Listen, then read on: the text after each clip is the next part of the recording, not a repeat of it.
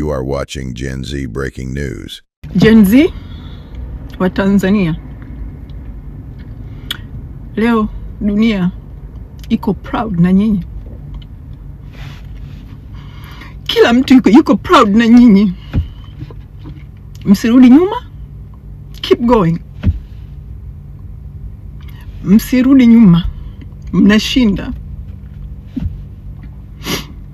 Na sisi huku msituone labda tunakaa kimya masaa mengi hatupost.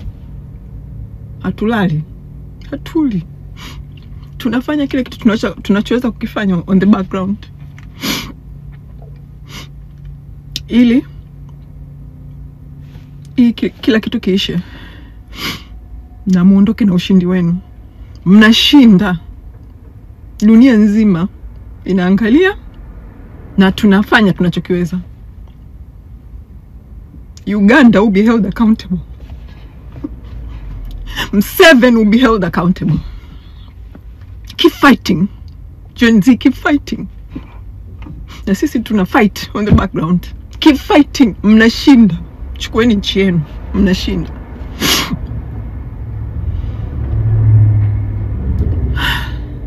Samia Suluhu. Gen Z, keep fighting. Keep fighting. Mnashinda.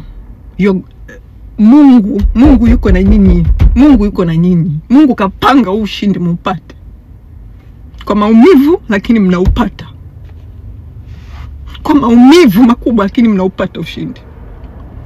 Endeleeni kupambana, endeleeni kupigana mpaka tushinde. Endeleeni kupambana kwa amani. Endeleeni kupambana kwa amani. Wao ndo haribu amani. Nyinyi Gen Z msiharibu amani. Kwa amani na mtashinda. Mungu ibariki Tanzania. Mungu. Sasa hivi usiku nilikuwa nataka niwaacheni na hii video usiku huu. Nilikuwa nataka niwaambie na Tanzania msikate tamaa. Msigive up. Msikate tamaa. Msikate tamaa kwa sababu safari ya haki, safari ya ukombozi haijawahi kuwa rahisi. Angalieni historia kokote, haki kupatikana kwenye nchi. Ndugu zangu, haijawahi kupatikana bure. Haki ina gharama. Na sasa hivi Tanzania tunailipia gharama ya kupata haki. Tunailipia gharama ya kupata haki kwa sababu majangili wanataka kuendelea kushikilia nchi ili waendelee kuiba rasilimali. Hiyo ndio sababu pekee hawataka kutoa haki. Ni ule utajiri uliopo Tanzania, kwenye ardhi ya Tanzania, ndio unaofanya watu hawataki kutoa haki. Kwa sababu hawataki kugawana ule utajiri na wananchi wote. Wanataka tu wale wao na familia zao. Kwa hiyo ndugu zangu, tulipofika ni pazuri. Tupofika ni pazuri. Tuendelee kupambana. Mimi nachowaambia, kama mnakumbuka miezi yote nilikuwa nawaambia, jeshi lenu liko na nyie. Mmeona hizi last 2 days. Na pia kipindi chote hichi nilikuwepo nawaambieni, Mkunda yuko na sisi. Mkunda yuko na Samia. Pia leo mmekiona. Sio hivyo tu. CDF gani anakubali wanajeshi wa nchi nyingine wako hapa, alafu anawafungia wakwake. Kawafungia kambini wanajeshi wetu ili aweze kuwaruhusu hawa wa Uganda waweze kumsaidia Samia. Lakini wanajeshi wetu wamejaribu kutusaidia hizi last few days, lakini Mkunda anawisha hata wanajeshi wasitusaidie. Kwa hiyo naambia Tanzania tuendelee kupambana. Msirudi nyuma. Tumefika pazuri, msirudi nyuma. Tukirudi nyuma sasa hivi ni kwamba ndugu zetu wamekufa for nothing.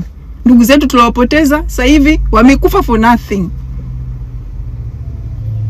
Hatuwezi kurudi nyuma. Tulijipromise toka hii miezi yote, tulijua kitakachotokea na tulikuwa tunaambiana no matter what tunasonga. Ndio muda wa kuishi. Tulichokuwa tunasema miezi yote hii kwamba tutasonga mbele hata watufanye nini.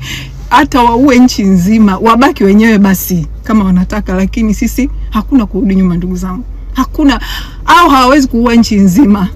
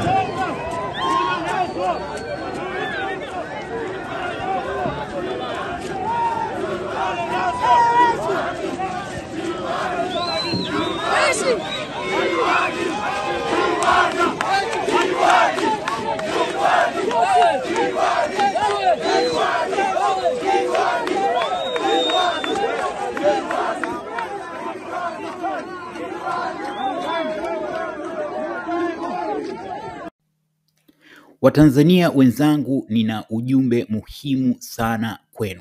Mimi naitwa Everest Chahali. Baadhi yenu mnanifahamu kwa jina la Jasusi, lakini mwenyewe huwa napenda kujitambulisha kama mtumishi wenu. Lakini kabla ya kuingia katika ujumbe huo muhimu, naomba nitumie fursa hii kuwapongeza na kuwashukuru sana vijana wa Gen Z hawa ambao wamejitokeza kwa wingi wao, kwa maelfu yao mtaani. Leo ni siku ya 3 inaelekea 4, ni siku ya 4 kwa huko Tanzania, kwa hapo Uingereza bado ni siku ya 3, ambapo vijana hawa hawajakata tamaa, wanaendelea kuipigania Tanzania yetu. Hawafanyi kwa ajili yao, wanafanya kwa ajili ya Watanzania wote, na si tu kwa Watanzania tuliopo muda huu, bali pia kwa ajili ya vizazi vijavyo. Hii ni kazi takatifu. Kikubwa ambacho tunaweza kufanya ni kuwakumbuka katika sala zetu, na kingine ambacho tunaweza kufanya nitakieleza muda mfupi ujao. Lakini kabla ya hizi pongezi na shukrani zitakuwa hazijakamilika endapo sinto wataka radhi hawa vijana wa Gen Z, kwa sababu kwa wale wanaofuatilia kwenye mitandao ya kijamii, mara nyingi nilikuwa nikitumia jina la vijana wa hovyo. Halikuwa neno la dharau, bali ilikuwa la kuhamasisha ili watupie macho au jikite kwenye vitu vya msingi zaidi. Lakini kitu ambacho wengi wetu hatukufahamu ni kwamba hawa vijana walikuwa na kiu ya mabadiliko, na pengine hayo ambayo tulikuwa tukiwalaumu kwamba wanaendekeza ubuyu, wanaendekeza uchawa, wanaendekeza shisha, wanaendekeza connection, ni kuto kujua kilichokuwa kikiwasibu nafsini mwao. Na ilipofika mahala kwamba wameshindwa kuvumilia, ndio tunachoshuhudia muda huu. Kwa hiyo samahani sana kwa kuwaita vijana wa hovyo. Nyinyi ni mashujaa wetu. Mmekifanya kile ambacho wengi wameshindwa kukifanya. Historia itawaenzi, na tutaendelea kuwakumbuka katika sala, na inshallah haya mnayoyapigania yatatimia. Tanzania iliyo bora ipo njiani. Cha muhimu ni kuendelea kuwa na matumaini na kujibidisha, na sisi tuna wajibu wa kuwakumbuka ninyi katika sala. Mtangulize Mungu katika kila jambo, na kwa hakika hiki kinachopiganiwa kitapatikana. Baada ya pongezi na shukrani hizo, kuna wito kwa Watanzania wenzangu. Kama nilivyosema awali, kuna makundi 4. Makundi yanaweza kuwa mengi, lakini kuna makundi 4 ambayo yametuangusha sana Watanzania. Lakini huu si wakati wa lawama, huu ni wakati wa vitendo, na hiki ndicho nachojaribu kukipigia mstari katika ujumbe huu mfupi kwenu. Kundi la kwanza, hili halijatuangusha as such, na kwa kuwa hatulaumiani, la muhimu ni kujikita katika nini wanachoweza kufanya. Kundi hili ni la mashujaa wetu wa Jeshi la Wananchi wa Tanzania. Kwanza, shukran kwa msaada mkubwa, kwa uzalendo mkubwa ambao mnaufanya wa kuwalinda vijana wetu. Hata hivyo, taarifa zinaonyesha kwamba mnaingia mtaani asubuhi, mnaondoka jioni, na hawa mashetani wanaochinja vijana wetu wanatumia muda ambao nyinyi mnakuwa mmerudi makambini kuwaumiza vijana wetu. Sasa ninyi mnajua cha kufanya. Mlikula kiapo kulinda nchi yetu. Amiri jeshi mkuu wenu wa Tanzania amekiuka kiapo chake. Badala ya kuwalinda wa Tanzania, ameingiza askari kutoka Uganda, ameingiza waasi wa M23, ameagiza waasi kutoka Msumbiji na kwingineko kuja kuwachinja vijana wa Kitanzania. Hafai kuendelea kuwa amiri jeshi mkuu. Hamstahili kuwa na mkuu wenu ambaye amekiuka kiapo. Mnajua la kufanya. Kwa hiyo tafadhali, na hili lipo ndani ya uwezo wenu. Mlimsikia Kapteni Tesha alichokiongea. Mnajua cha kufanya. Kuhusu Jenerali Mkunda, mmeshasikia mengi kuhusu yeye. Kwa sasa yeye ni irrelevant. Alichokisema ambacho kimechezewa na hao wahuni, wamecheza na vitu vya sauti ya kilimnemba na vitu kama hivyo, msijali. Laiti ingekuwa hawa vijana wanaoandamana ni wahalifu, basi jeshi lisingewaruhusu kuwalinda. Mnajua kwa hawa si wahalifu, hawa wanapigania nchi yao na nyinyi ni wazalendo. Fanyeni kilicho bora. Katika masaa machache yajayo, chukueni hatua stahili. Msiruhusu wadogo zetu, vijana wetu waendelee kuchinjwa na amri isiyo halali kutoka kwa amiri jeshi mkuu aliyeshindwa kutekeleza majukumu yake. Fanyeni kilicho sahihi. Hilo la kwanza. Kundi la pili ni la viongozi wa dini. Ninyi mmewaangusha sana Watanzania. Lakini kwa vile mimi ni Mkristo, sitawaongelea BAKWATA. Na BAKWATA wenyewe ni watu ambao wametumiwa sana katika kipindi hiki. Huyu mama katika kushindwa kutekeleza majukumu yake alitaka kujaribu kuwagawanya Watanzania kwa msingi wa kidini, na akajaribu kujenga hoja kwamba kila watu wanapokosoa kuhusu ufisadi, kuhusu utekaji, anacheza karata ya kwamba wanamchukia Muislamu na vitu kama hivyo. Kwa hiyo BAKWATA mimi sitowagusia, na mimi si Muislamu. Kwa hiyo hili nawaachia Waislamu muweze kuwanyoshia kidole hawa watu wa BAKWATA. Lakini kwa vile mimi ni Mkristo, nitajielekeza kwa madhehebu makuu kwa Tanzania ya Kikristo, ambayo ni Roman Catholic, Wakatoliki, Walutherani, Waanglikana pamoja na Wapentekoste. Ninyi nyote mmewaangusha Watanzania. Light mngesimama kidete na kukemea kwa dhati utekaji, ubakaji, ulawiti na mauaji holela, hali isingefikia hapa ilipofika.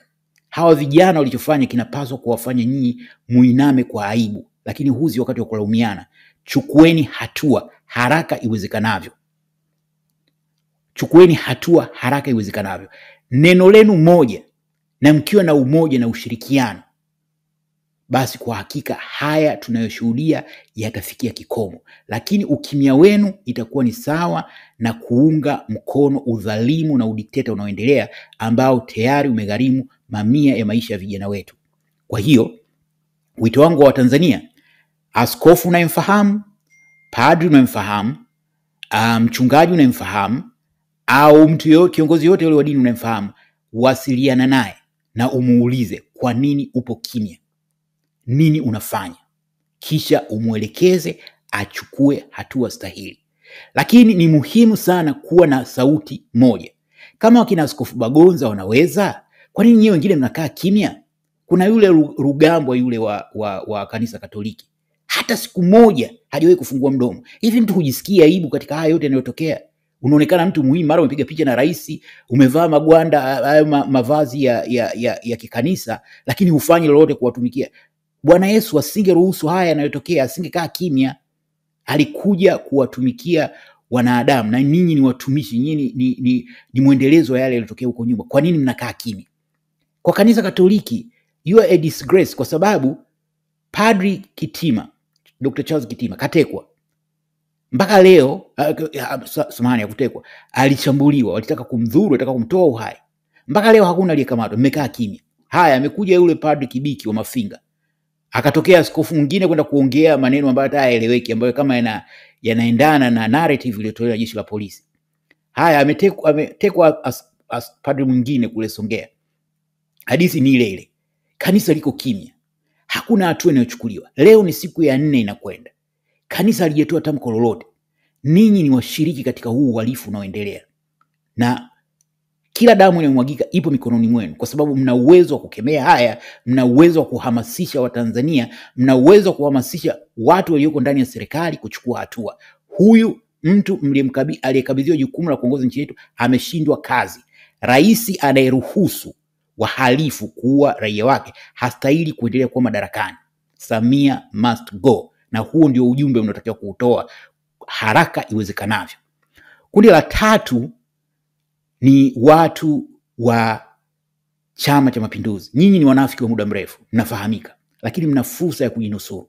Huyu mwenyekiti wenu hafai, muondoeni.